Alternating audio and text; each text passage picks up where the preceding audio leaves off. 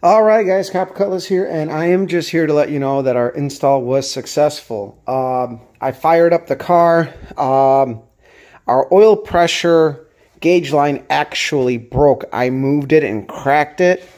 I saw that my oil pressure gauge was doing some weird stuff, and I kind of wiggled the line because I'm like, maybe I pinched it in the process, but I actually broke it at the fitting at the top, and it started spraying oil everywhere, and you could see, I think, right there. I only lost about a quart, so no big deal. I didn't bother putting in new gaskets on my valve covers, and it looks like they sealed up pretty good. I don't feel any leaks.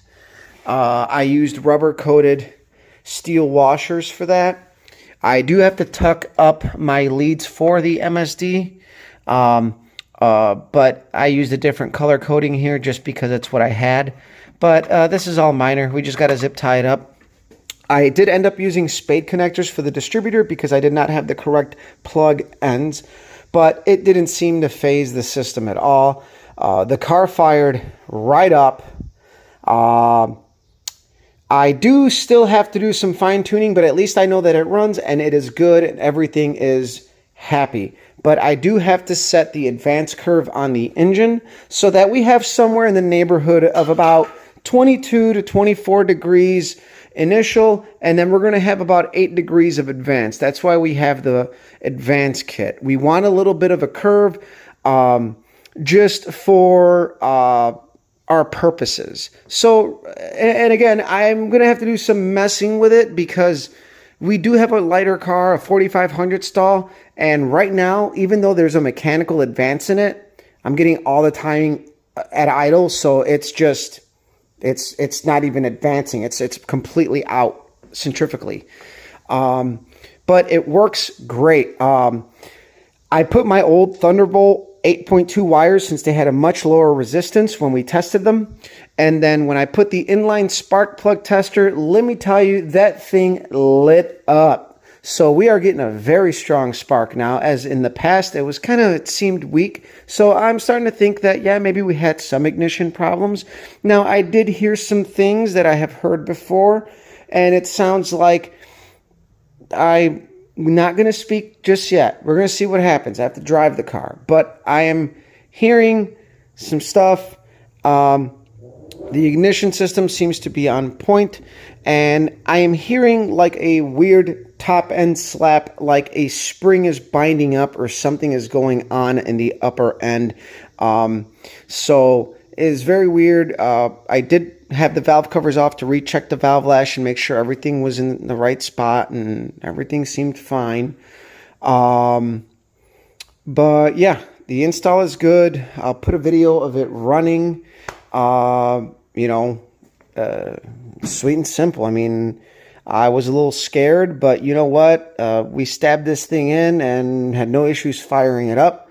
Fuel pump works, AFR works, everything works. Everything seems to work great. There's a couple things to tidy up. I got to clean up the oil, top off the oil system. I might just leave it where it's at. It's only a quart low. It's not a big deal. But the other thing too is I have to still tidy up our zero gauge battery leads. And I have to tidy up the panel a bit after adding all of our auxiliary wires and stuff. It didn't change much, but I'll show you guys. It still looks good. We did do color-coded labels because some of our wires leading from our accessories were redundant, like red and stuff. So, like, this might be like the sloppiest part of everything, but really it's kind of easy to follow. White is the fan, green is the water, blue is the fuel, red is ignition, yellow is my AFR gauge.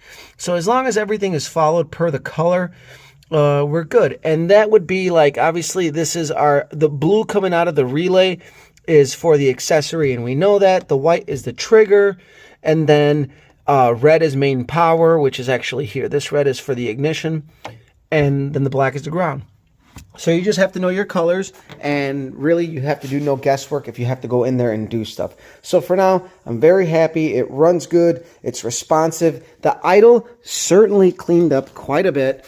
I had to turn down the fast idle screw significantly to keep the idle proper.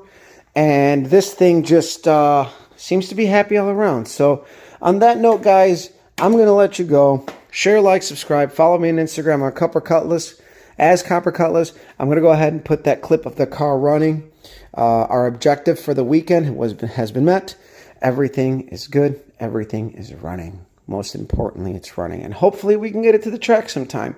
I don't think we're going to have it out for the next race. I'm not going to rush it, but we are definitely going to have to shake it out, drive it, and make sure that it stops breaking up. But I feel that if it was an ignition problem, we definitely have good components now to rule the ignition out. But yes, I still heard a light tap on the top end that sounds like a spring binding up or something going on, and it doesn't do it all the time, and it's very inconsistent, so it's very weird. It did it like once or twice, and that was it. And again, I don't know if that's, at this point, it can't be detonation because I have racing fuel in the system. And again, I'm not going to get into it because I put everything new in the ignition system to rule out my HEI.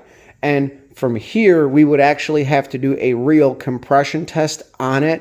So the only other thing I can think of, there's a valve that's hanging up and then it's just slamming closed when it frees up.